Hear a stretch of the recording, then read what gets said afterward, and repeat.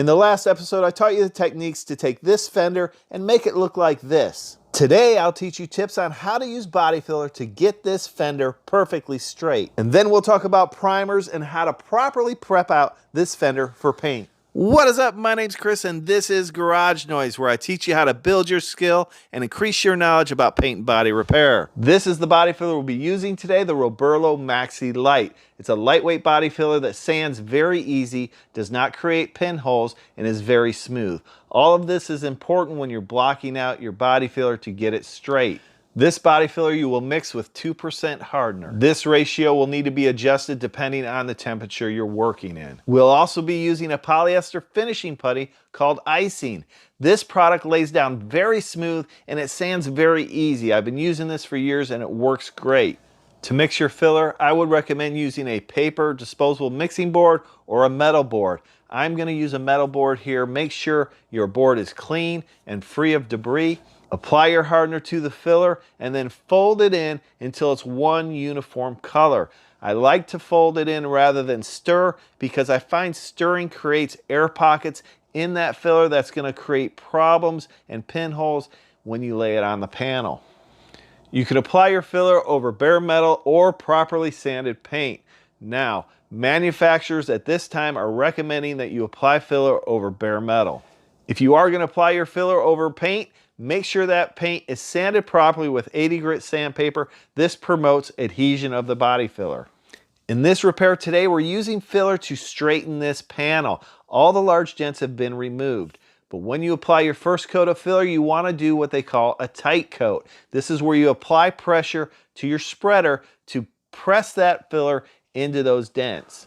Once you've laid your tight coat of filler, now it's time to go over this filler and make it as smooth as possible. Now you're not going to be able to make it perfectly smooth, and that's okay because we're going to sand it.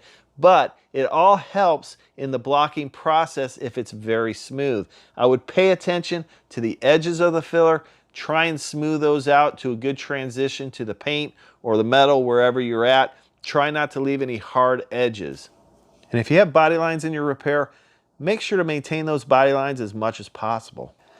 Now we have our filler all laid in and it's pretty smooth, but there are some little hard edges and ridges that we want to knock down. And for that, we're going to use this tool right here. And this is a cheese grater. We call this a cheese grater. And basically what we do is we use this over the top of the filler just before it cures. You want it to be a little bit soft. It helps it work a little bit better. Now, if you're using this Bondo rasp, you don't want to dig real deep into that filler. We're just going over the surface to smooth it out. As we shave this fender, it starts to harden up. What's not hard is tapping that like button. So do me a favor, give me a thumbs up. For speed, I'm going to go right to the orbital sander with some 80 grit sandpaper. Now, if you don't have an orbital sander, you can block this out with some 80 grit, and I'll show you how to do that. But I'm going to smooth out all the edges and just kind of flatten it out and shape it before we start blocking. Smoothing this out with the sander exposed a few bare metal spots. So if you have some bare metal spots where you've broken through down to bare metal, that could be a high spot and you want to tap those down. The first coat of filler allowed us to fill any of those low areas. Now the second coat is going to give us the material we need to get this panel perfectly straight.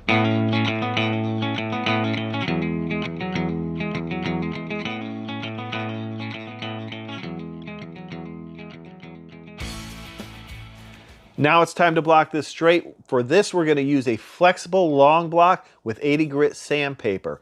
Now, you want to use the longest strokes you possibly can on the panel, and you want to block it in a cross or X pattern. This allows this panel to get straight. We're starting off with 80 grit sandpaper, and then we're going to work our way down to 320. We'll talk about why we do that in a minute. Now that we have this all blocked straight with the 80 grit, we're going to switch over to the orbital sander and 180 grit. And I'm using this to remove those 80 grit scratches. I want to start getting those down closer to 320 so we can primer over it. You can do this at home with an orbital sander and 180 grit, but you want to be careful not to distort the body filler at all. You've took some time to block it straight. So if you're unsure about that, just use a block in 180 grit and block over it to help remove those 80 grit scratches. Now we're going to put a thin coat of icing over this entire repair. This is going to allow us to fill any imperfections or deep scratches that we might have missed. It's going to be very easy to block out and get it ready for primer.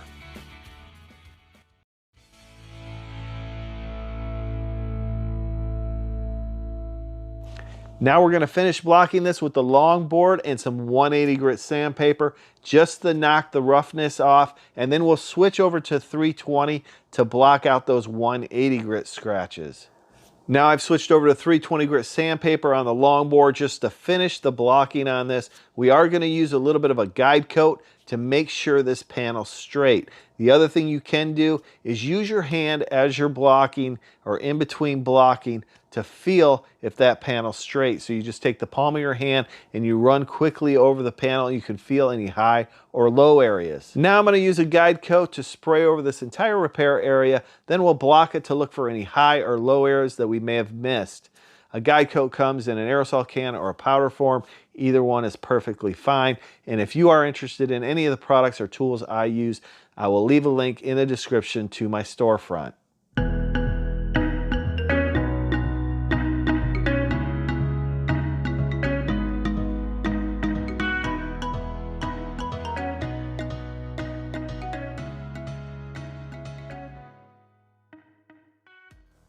Now it's time to prep out this panel for primer, and to do that we're going to use 600 grit sandpaper on the orbital sander. I am using an interface pad which attaches to the orbital sander, and it's a soft pad that allows you to go around contours and body lines without digging in. It's a good idea as you're sanding with the 600 grit and prepping this panel out for primer that you're looking for any imperfections, any pinholes or deep scratches that you want to remove or fill before we prime it. When you're taping off your repair area, you want to tape off any area that hasn't been sanded for primer.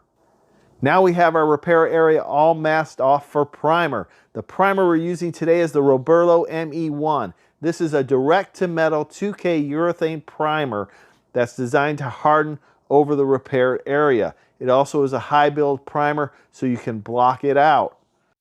I am using the 3M Performance gun to spray this primer with a 1.4 tip. My air pressure is set at 20 psi. My spray pattern is dialed back just a little bit because it's a small area and I want it to be controlled, so I want to control my spray pattern and where my primer is going.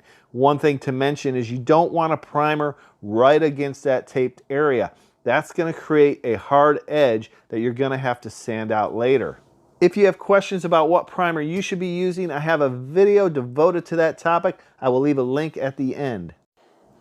After the first coat of primer, we're going to let it cure for 10 minutes, apply a second coat that'll give us enough material to finish this repair. And in the next episode, we're going to finish this repair by prepping it out for paint, masking it, blending it, and it's all in the next episode. So click that subscribe button, like and share this video, and hit the bell so you don't miss anything. We'll see you next time on Garage Noise.